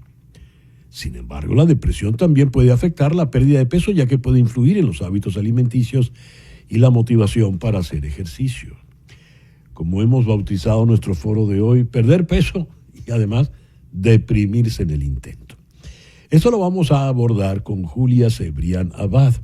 Ella es psicoterapeuta especialista en trastornos de la conducta alimentaria. Ella está en Madrid. Y Ariana Araujo Tovar, licenciada en nutrición con máster en psicología. Ella es la creadora del famoso método COMA. Ella está en Caracas. Julia, Ariana, muchísimas gracias por acompañarnos en este foro en la mañana de hoy. Muchas gracias por invitarnos. Igualmente, César Miguel, para mí un gusto siempre estar contigo. Muchas gracias. Voy a comenzar con Julia, que es la que está ya más lejos de nosotros. Julia, voy a hacer una dieta a ver si adelgazo, no solo no adelgazo, sino que además me deprimo. El cuadro no pinta bien. ¿Por qué me pasa eso? Bueno, porque sabemos que puede ser por muchos motivos, pero sabemos que al hacer dieta suele ser, bueno, pues un factor de riesgo para la salud mental y en concreto para problemas de alimentación, porque es cambiar toda la vida, en realidad. O sea, al final decimos que simplemente hacemos dieta como si fuera un pequeño cambio y es un cambio en el constante del día. Comemos durante todo el día, cada persona hace las comidas que sean, pero es ejecutar un cambio muy grande que normalmente conlleva dejar de hacer cosas que disfrutamos o dejar de ir con gente porque los planes no me encajan con esta cosa que estoy haciendo a dieta. O sea, nos recorta bastante la vida, la hace más chiquitita y normalmente pues terminamos bien con lo que podemos llamar depresión o simplemente un peor estado de salud mental en general. Me gustaría ahora oír tu opinión, Ariana. Bueno, sí, pueden haber cambios tanto emocionales, psicológicos y fisiológicos cuando uno está haciendo un plan de alimentación. Y sobre todo, esa restricción calórica cuando es muy intensa, realmente muy estricta, puede dar cambios en nuestro organismo. Recuérdate que nosotros a través de la dieta obtenemos nutrientes que son esenciales y tenemos cambios también a nivel de nuestra microbiota intestinal. Entonces, evidentemente, esto en algunas personas, ojo, podría causar algún tipo de depresión o cambios en el humor, para no hablar de una depresión ya clínicamente diagnosticada. Muy bien. ¿Cómo debo yo enfrentar entonces el asunto? Tengo un viejo amigo, solía decir, las dietas engordan. ¿Por qué? Bueno, porque yo no he visto a ningún flaco haciendo dieta. Entonces asumo que el que hace la dieta va a engordar con la dieta. A ver, ¿de qué manera debo yo, Julia, enfrentar la dieta? No solo para adelgazar, sino para no deprimirme en el intento. Pues esta es una pregunta que no está muy resuelta todavía a nivel clínico. No sabemos muy bien cómo es que se puede hacer, porque la realidad es que aunque fuera un dicho y un chascarrillo de esta persona que nos comentabas, el hecho de que parece que las dietas engordan, la realidad es que los estudios nos dicen lo mismo, que en un porcentaje muy alto se engorda y que en un porcentaje muy alto se empeora la salud. Entonces aquí yo creo que nuestra Compides de Nutrición nos podrá informar mucho más, pero la idea es que si hay que hacer un cambio alimenticio porque queremos mejorar nuestra salud de alguna forma, intentar hacerlo siempre añadiendo cosas y no retirándolas, es decir, añadiendo aquellos alimentos que sean mucho más interesantes, que sean también disfrutables, disfrutones que nos puedan apetecer, y todos los cambios, en vez de ser a restar comida, restar calorías, restar situaciones sociales placenteras, que sean para sumar aquellos nutrientes que nos sean más interesantes. Oye, suena muy bien. Ya vamos a entrar al detalle de qué sería sumable y no restable. ¿Cómo lo ves, Ariana? Bueno, creo que esa es la forma, el truco, la fórmula perfecta. Está siempre en esta ecuación tenemos que meter el disfrute, porque si nosotros no disfrutamos lo que estamos haciendo, probablemente no lo vamos a poder mantener a través del tiempo. Te pongo un ejemplo, voy a aprovechar y hoy trataré de ponerlo en las redes sociales. Ayer hicimos en casa un carpaccio. Eran como realmente como unos raviolis de betabel, de remolacha, dependiendo del país donde nos estén escuchando, y estaban rellenos de queso de cabra con albahaca y tenían pistacho. Eso realmente te lleva al disfrute, es algo que realmente es muy sabroso, alimenta nuestro cuerpo, tenemos todos los nutrientes, pero quizás si tú haces un plan de alimentación, una dieta restrictiva y solamente pones un betabel o una remolacha a cocinar ahí en agua y te la tienes que comer obligado, eso no te lleva al disfrute y eso va a hacer que en algún momento, bueno, tengas cambios de humor, que no puedas sostener este plan de alimentación a través del tiempo, que empieces a restringirte, probablemente no asistir a eventos sociales en busca de obtener el peso que estás teniendo, y esto te podría llevar a un tipo de desarreglos en el humor o llevarte a una depresión si tienes otros factores genéticos que también pueden inducirte esta depresión, porque es importante decirle a la gente que no todo el mundo que haga un plan de alimentación restrictivo va a llegar a una depresión como tal. A ver, usaste una palabra sobre la que quisiera volver luego contigo, Ariana. Obligado, cuando las cosas hay que hacerlas obligadas y no por placer.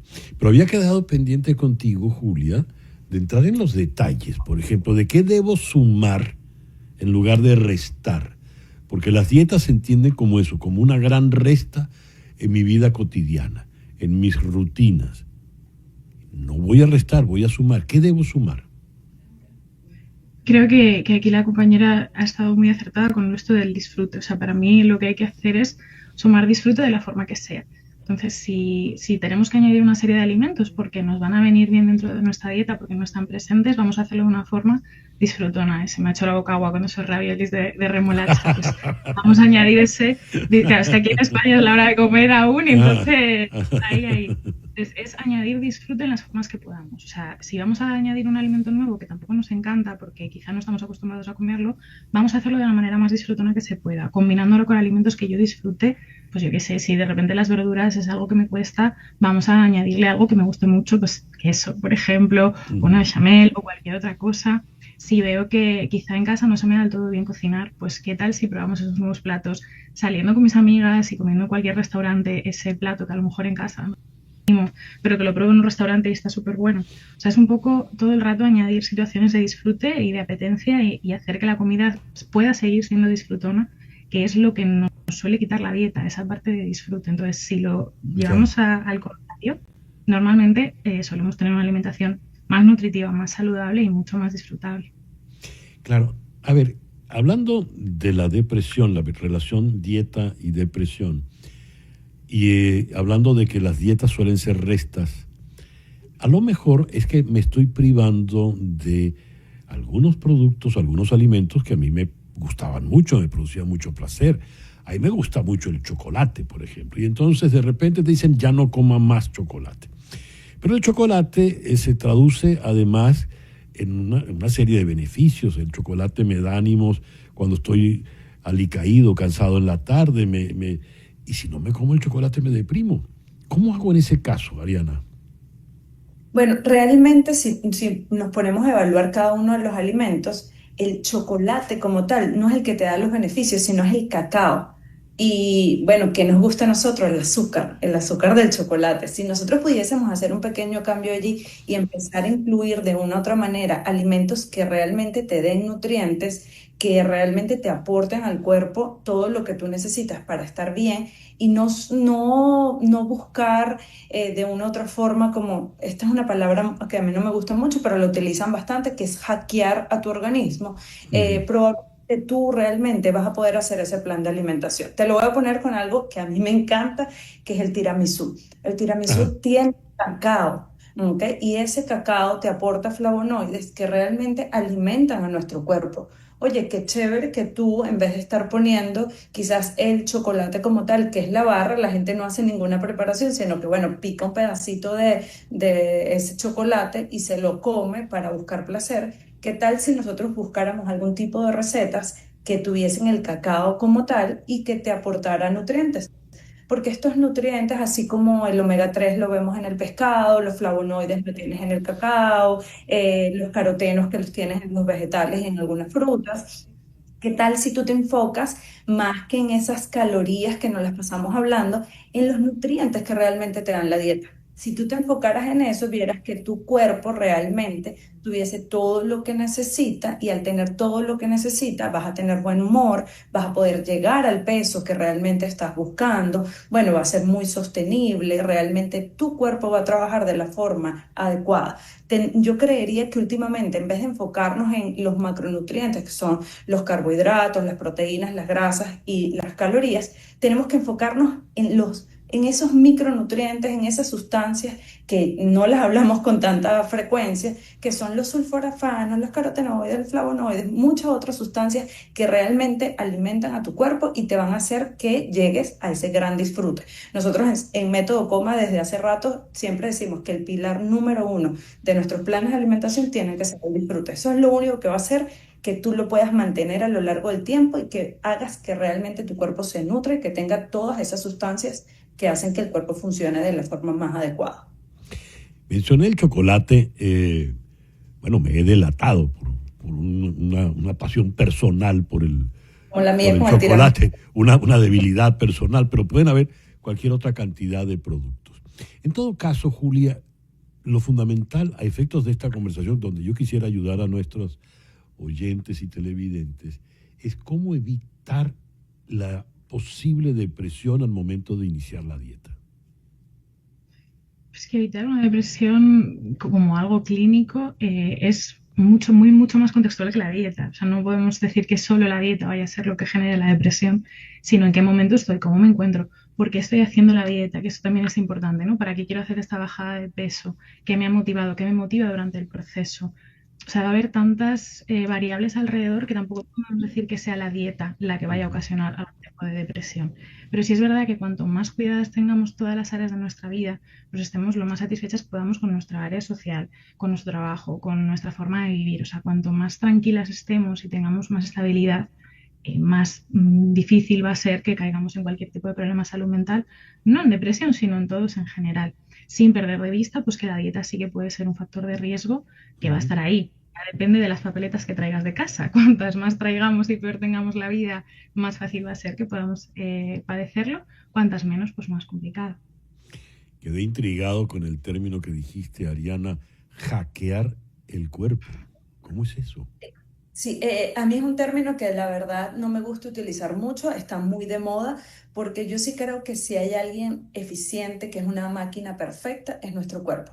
Entonces, tratar de hackear a una máquina perfecta pensando que, bueno, que nosotros podemos hacer un jugo detox, que podemos hacer algo como para evitar algo, yo creería que no es la palabra correcta, pero lo utilizan ahorita mucho en redes sociales. La gente cree que, bueno, que quitando un alimento en específico, tomándose un jugo en especial, que van a poder hacer que nuestro cuerpo trabaje de una forma diferente. Y realmente tenemos muchas vías metabólicas que el cuerpo, cuando sabe que tú no utilizas una, él va para la siguiente y la siguiente. Tiene muchas vías metabólicas para hacer que nuestro cuerpo trabaje de una forma diferente. ¿Qué diría yo que es importante? No hacer una dieta exageradamente restrictiva, porque las dietas muy restrictivas restan nutrientes y también restan calorías. El humor de nosotros necesita calorías, necesita energía, por decirlo de una manera, necesita gasolina. Entonces, estas dietas muy restrictivas no te dan esos nutrientes, y aparte, que es bien importante, bueno, van a hacer que podamos llegar a esos tan temidos atracones que van a hacer que la gente le genere culpa y que puedan llegar a una depresión. Entonces, para mí como nutricionista, una dieta muy restrictiva es, siempre lo explico, como el dinero. Cuando tú tienes mucha restricción de dinero, tú también tienes que restringir algunos gastos fijos que tienes en tu día a día. ¿Y cuáles son los grandes gastos fijos que nosotros tenemos? Bueno, la digestión se va a hacer más lenta, el humor, bueno, si yo tengo un estado de ánimo que no es el mejor porque no tengo esas calorías, no pasa nada, yo puedo seguir viviendo, porque tengo otras cosas más importantes como el latido del corazón, la parte de respiración que también gasta calorías, el filtrado renal. Entonces, no hacer dietas tan restrictivas, ni en calorías ni en nutrientes. Tratar de mantener de una u otra manera también el contacto con toda la parte social, con la familia y amigos. Hay gente que hacen dietas tan restrictivas que lo primero que hacen es aislarse para poder cumplir estos planes de alimentación Ya. y eso no está bien. Entonces, tenemos que en algún momento decir, mira, estamos empezando por la vía incorrecta. Entonces, siempre tenemos, como lo dijimos al principio, buscar la parte social, el disfrute no solo de comida, sino también con todo lo que es la familia y amigos. Eso, el que está diciendo Ariana, creo que es así. La gente dice, voy a hacer dieta. Nadie dice, yupi, qué alegría, aleluya, voy a hacer una dieta, felicidad total. ¿Habrá manera de celebrar una dieta, de asumirla con esa alegría? ¿Qué deberíamos hacer, Julia? Creo que primero tener muy claro por qué la estamos haciendo y que esté motivada por algo que sea importante para nosotros y que sea valioso. Al final, si vamos a comenzar una dieta simplemente porque tengo un vestido en el que quiero entrar, pues quizá no sea el mejor motivo que podamos elegir. O sea, si ahora se me ocurren principales motivos para los que quizás sea interesante modificar la alimentación, llamémoslo dieta como sea, pues probablemente algún motivo de salud. O sea, si yo necesito mejorar algún parámetro de mi analítica, pues vamos a ver qué necesito introducir para mejorarlo. Quizás eso sí que sea muy interesante. O si yo no me planteo la dieta como simplemente una restricción, sino como, de nuevo, voy a introducir cosas, voy a probar a moverme de otra forma, porque normalmente es como solo la dieta, es como, bueno, quizás podemos hacer algún cambio alimenticio que te apetezca y luego vamos a ver si podemos meter más movimiento en tu día a día que disfrutes, sin que sea necesariamente como gimnasio y zumba, a lo mejor puede ser unas clases de baile que te encanten o jugar al pádel. O sea, quizá la idea Sí. sería plantearnos, pues de nuevo, sumar cosas, hacer que sea más divertido y tener un motivo que realmente nos mueva y que sea valioso, no que sea simplemente un capricho entre todas las comillas. En tu experiencia clínica, Julia, ¿qué es lo más frecuente? ¿Dónde está el principal inconveniente? El principal inconveniente es que no nos planteamos hacer una dieta desde el añadir, es todo el rato restringir. O sea, el principal problema es este, porque al final lo que llega tanto de bajo estado de ánimo como de atracones, como si ya nos vamos a un poco más extremo, problemas de alimentación como anorexia, bulimia, todos los más Claro. conocidos, parten de una restricción. Entonces, para mí el principal problema es este, que cuando hacemos un cambio en la comida sea restrictivo y ya. Es lo, digamos, el factor común que hemos podido encontrar y también el que se ha encontrado en la literatura como factor de riesgo. Estamos acercándonos al final y me quedó pendiente una duda. Ariana, usaste la palabra obligado. Estoy obligado a hacer esto y todas las cosas que se hacen en la vida obligadas suelen ser desagradables, suelen ser incómodas. ¿Cómo puedo yo hacer una dieta sin obligación? Bueno, me parece que justamente lo voy a tomar con algo que habló Julia, que es la motivación.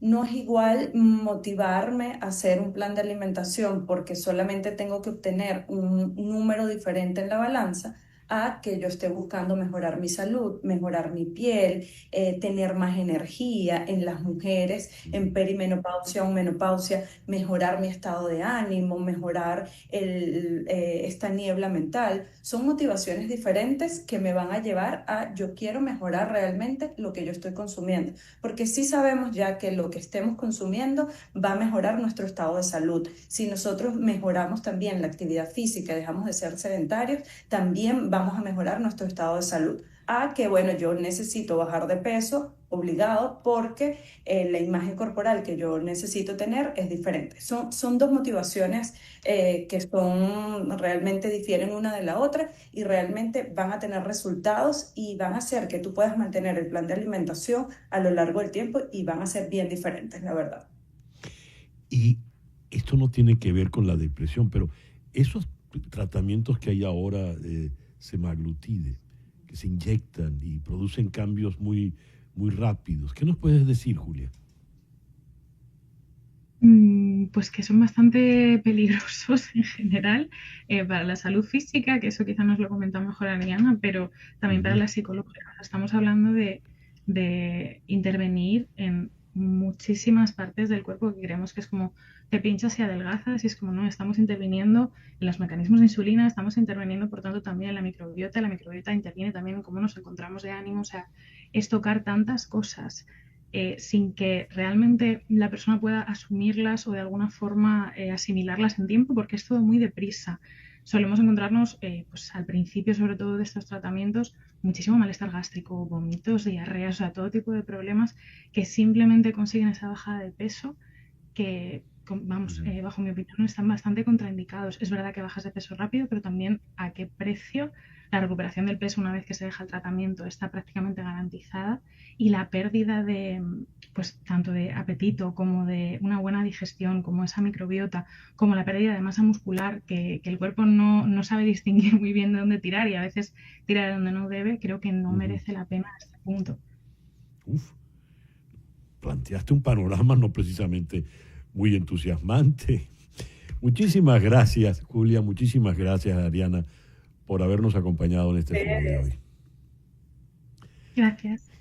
Julia Cebriana Abad en Madrid y Ariana Araujo Tobar en Caracas. Una pequeña pausa y ya regresamos en Conexión.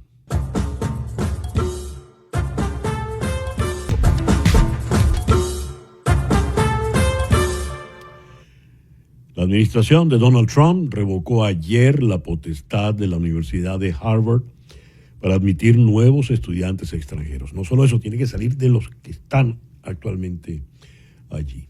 Esto es parte de una fuerte ofensiva del gobierno del presidente Trump contra la muy prestigiosa y fundamental Universidad de Harvard.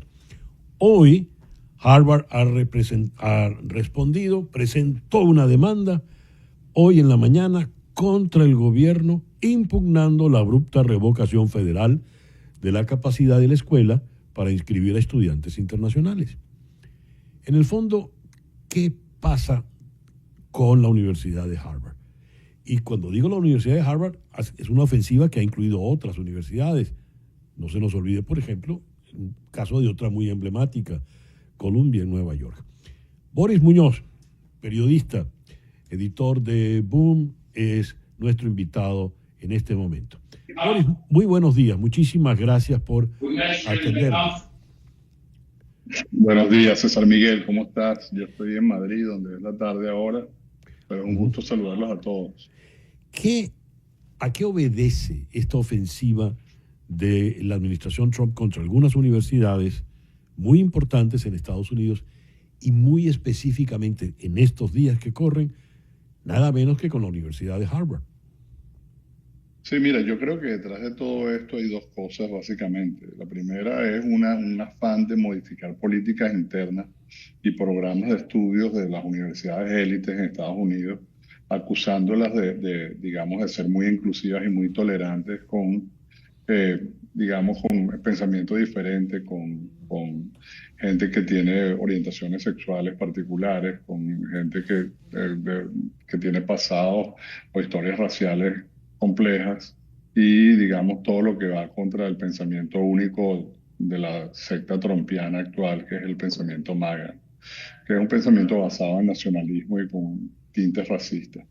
Y ellos están haciendo una presión muy fuerte para, digamos, poder decidir sobre las políticas internas de universidades como Columbia y Harvard, acusándolas de tolerantes y acusándolas de tolerantes sobre todo el antisemitismo.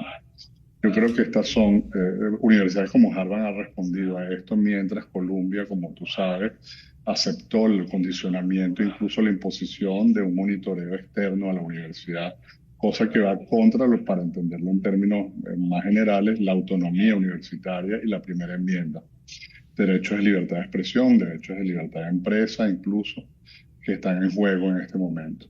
Y bueno, o sea, lo que vimos ayer es muy, muy grave. Es un paso adelante en esa agenda de control y de Estado policial.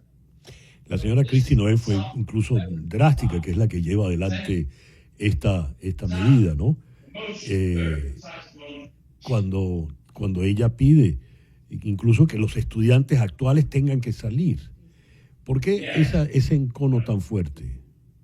Es una medida, o sea, bastante, yo diría que casi, o sea, absurda, ridícula hasta cierto punto. Gente que está una semana de su graduación, por ejemplo, tener que buscar otra universidad donde terminar sus estudios.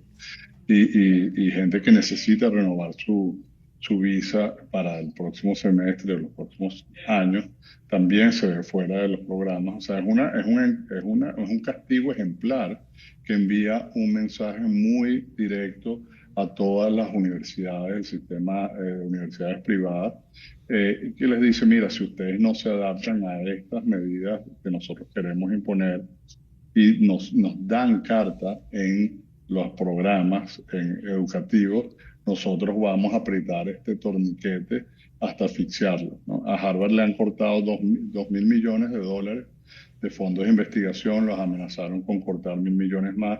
El monto total es de 9 billones en términos de dólares. Y eso, por supuesto, que pone unos límites muy serios a la investigación científica, a la investigación tecnológica, también a la capacidad de atraer, de ser centros de pensamiento de punta en el mundo. Acuérdate que Harvard es una de las primeras universidades mundiales, las universidades más antiguas de Estados Unidos.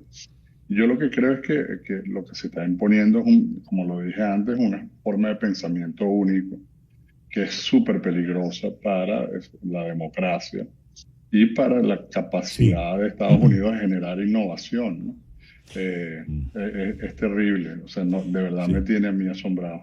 Estamos hablando de la universidad más antigua. De allí egresó nada menos que John Adams, el segundo presidente de este país y el gran jurista.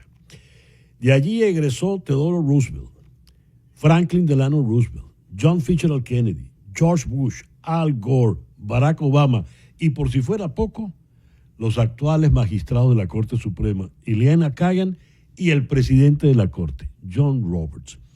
¿Cómo es que lo más alto, lo más granado de la academia se ve acorralado desde un gobierno que en definitiva es una institución pasajera porque está elegido para 4 años? Me viene a la memoria conflictos tradicionales contra el fascismo, el caso en la Universidad de Salamanca, en fin, ¿de qué estamos hablando en esto? ¿Cómo puede terminar esta película, Boris?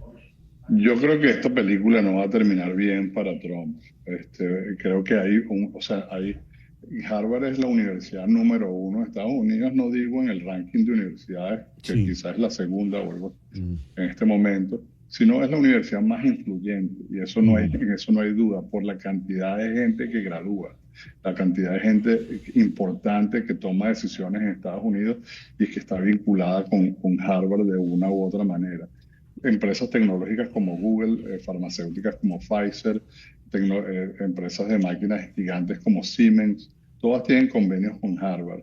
Y eso se va a sentir más adelante, o sea, creo que en un breve plazo de tiempo, con una presión que va a venir desde dentro de otras instituciones del sistema de economía privada de Estados Unidos, por una parte, y también yo creo que desde el mismo gobierno, porque incluso un gobierno que presume, digamos, de ser antielitista, como el de Trump, aunque solo presume y no es que de verdad lo sea, hay personas dentro de ese gobierno que están vinculadas con Harvard y que eventualmente van a reaccionar a ese legado, porque aquí estamos hablando cosas que son muy profundas y muchas de esa gente son donantes de Harvard, gente que participa económicamente en la vida de Harvard. Entonces yo creo que en algún momento va a venir esa reacción. Harvard es una de las, se dice en inglés, powerhouses, de los centros de poder del poder blando de Estados Unidos, muy importantes. Y eso yo creo que va a hacerse sentir a mediano plazo. Ahora, esto es como, digamos, vamos a ponerlo, ya que hablamos de Venezuela, como cuando Chávez quería pelear con los medios o con las universidades. O sea, trató la Universidad Central, una universidad pública, logró llevarla a un nivel de casi de asfixia y de anemia económica. Terrible. Eso no va a pasar aquí con Harvard. Harvard es un poder económico, tiene el endowment o el fondo más grande de todas las universidades de Estados Unidos, y va a ser una guerra de desgaste. Pero yo creo que Harvard va a ganar y Trump va a perder, porque esto también es una guerra cultural y es una guerra contra un sector muy importante de la sociedad estadounidense, que es la élite, que no es pequeña. Entonces, eso es un aspecto. Ya lo veo, y no es poca cosa. Muchas gracias, Boris, por estos minutos en el programa de hoy. No, gracias a ti, César Miguel. Y bueno, como tú sabes, yo tengo una vinculación con Harvard que es personal. Sí. Quiero dar un mensaje porque, o sea, yo llegué a Estados Unidos gracias a Harvard y he visto como Harvard le ha dado la mano a muchos periodistas en aprietos, gente que huye de regímenes intolerantes, autoritarios. Y yo creo que esto es una pelea que va más allá de Estados Unidos y hay que darla. Ya lo creo. Boris Muñoz, ya lo destacado periodista venezolano, ya lo dijo, de los egresados de Harvard, fue editor de The New York Times en español y es en la actualidad el editor de Boom. Esto es interesante. El 23 de mayo del año, ya les voy a decir, 1934,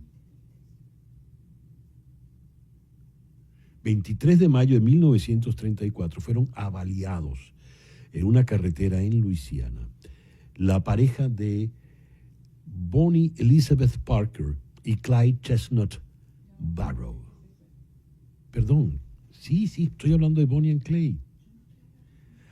Perdón. Fueron avaliados. Ellos eran una pareja jovencita. Él tenía 25 años, ella apenas 24. Se habían dedicado en plena depresión a robar bancos, asesinar, secuestrar.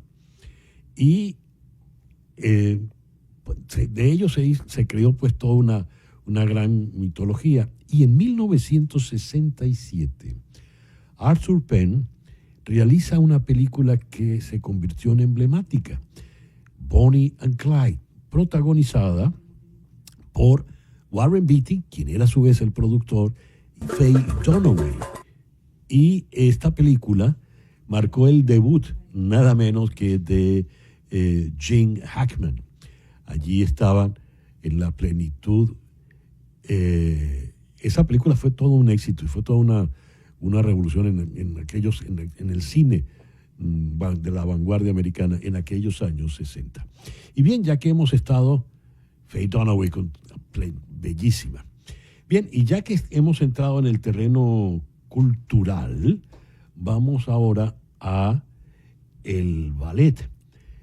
Vamos a conversar con Heriberto Jiménez, quien es el director artístico del Cuban Classical Ballet of Miami, que se preparan para darnos nada menos que El Quijote. Heriberto, muy buenos días. Muchísimas gracias por estar con nosotros en el programa de hoy. No, muchísimas gracias por la invitación. A ver, ¿qué nos prepara el Cuban Classical Ballet of Miami? Bueno, el Cuban Classical Ballet of Miami es una compañía que se fundó en 2006 por el señor Pedro Pablo Peña y nuestro propósito es mantener viva la cultura del ballet cubano en el exilio. Así que para este año, para esta presentación que tenemos el día 31 de mayo, vamos a presentar la suite de Don Quijote en el Fillmore Miami Beach a las 8 de la noche. El montaje, ¿qué características tiene en esta oportunidad, Heriberto? Claro que sí, hemos querido hacer una suite del Quijote porque para nosotros es mucho más fácil tener debido a los costos de vestuario y de toda la parte escénica. Entonces hacemos solo las partes más importantes del ballet, dura 1 hora y el ballet también está acompañado en la primera parte por otras 3 piezas que son el trío de las odaliscas del Corsario, una obra que se llama Narciso y otra que es La Esmeralda Padre. Y todo el programa es como una noche española. Una noche española, en homenaje al maestro Pedro Pablo Peña. Y aparte de estas 3 obras que van a acompañar a la suite del Quijote, en la suite del Quijote, ¿qué partes van a escoger?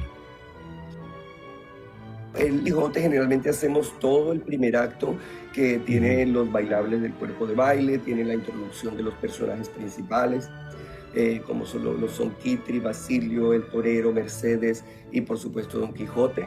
Hacemos un pedacito de las Dríadas, que es el segundo acto, y cerramos con el tercer acto, que es el Pas de Deux y las variaciones. Así que en total la suite dura 1 minuto y 5 1 hora 5 minutos. Si duraba 1 minuto, Heriberto era el ballet más rápido del mundo. Ahora que estamos en la época de la tecnología, que todo es rápido, te lo resumimos en minuto 5. Sí, no, tiene que ser. Y el ballet, a ver, quienes quieran colaborar con el ballet, acercarse al ballet, ¿cuáles son las actividades que lleva a lo largo de todo el año el Cuban Classical Ballet of Miami? Claro, sí, la compañía funciona todos los días, trabajamos de 10 de la mañana a 2 de la tarde y tenemos una programación de 5 programas durante nuestra temporada.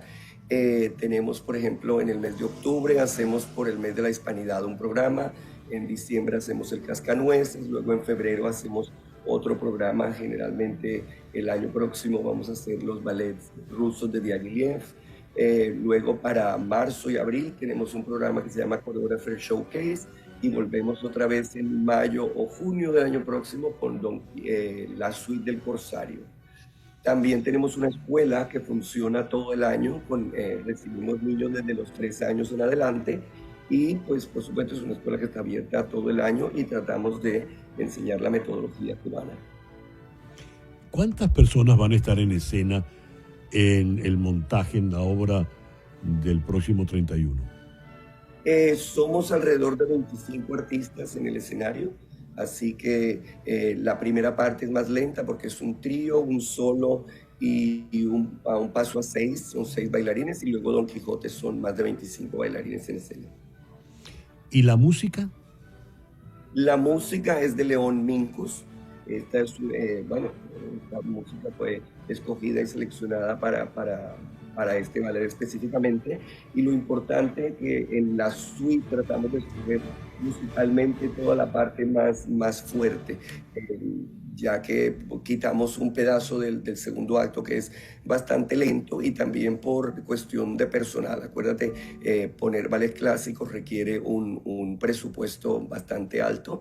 Somos una compañía que está dentro de todo comenzando y bueno, lo importante es el talento y el poder lograr poner en escena estas obras. Muy bien. Invita entonces a nuestro público, por favor, Heriberto.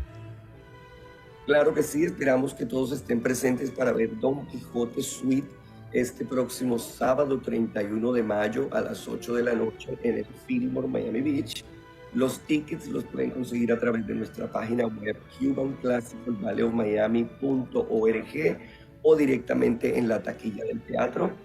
Yo sugiero que vayan también a la taquilla del teatro porque los costos de Live Nation, que es donde lo hacemos, Ticketmaster, te cobra como $15 más, así que en la taquilla tiene un costo menor de lo que te puede costar al comprarlo online. Heriberto, muchísimas gracias por estos minutos en el programa de hoy. No, gracias a ti. Heriberto Jiménez es el director artístico del Cuban Classical Ballet of Miami. Y antes de despedirnos, la noticia que más despliegan en este momento en Europa, el presidente Donald Trump reaviva la guerra comercial en su política económica, un día después de apuntarse el triunfo en el Congreso con la rebaja de los impuestos. Ahora vuelve a la carga contra su principal aliado, la Unión Europea. Hoy, viernes, ha recomendado imponer a la Unión aranceles desde el 50% desde el próximo 1 de junio. Según la visión que tiene la prensa en Europa, es un mensaje cargado de demagogia y falsedades. La reactivación de la guerra comercial por parte del presidente ha provocado ya a esta hora, cuando está ya avanzando la tarde allá en Europa, una fuerte caída en las bolsas europeas. Según el presidente Trump, la Unión Europea, que se formó con el objetivo principal de sacar provecho de Estados Unidos en materia de comercio, ha sido muy, muy difícil de tratar. Y en Europa lo ven exactamente como lo contrario, como el gran aliado que ha habido a lo largo de todo este tiempo. Este lunes, en Conexión, tendremos el recopilatorio de las entrevistas más importantes, porque este lunes en Conexión tendremos algo especial, porque es el Memorial Day, de manera tal de que en vivo volvemos con ustedes el próximo martes. Por lo pronto, muchísimas gracias por permitirnos estar allí. Tengan todos el mejor día posible y un buen y reparador largo fin de semana. Gracias.